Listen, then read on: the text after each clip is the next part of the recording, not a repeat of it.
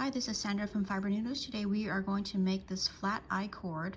This one is made with a cast-on of 8 for your big size bow tie, and this one is a cast-on of 6 used for maybe the toddler size one or the medium size one. So to start off, I did a cast-on of 8, 2, 4, 6, 8. All right, and then we are going to knit 4 stitches. 1, 2, 3, 4.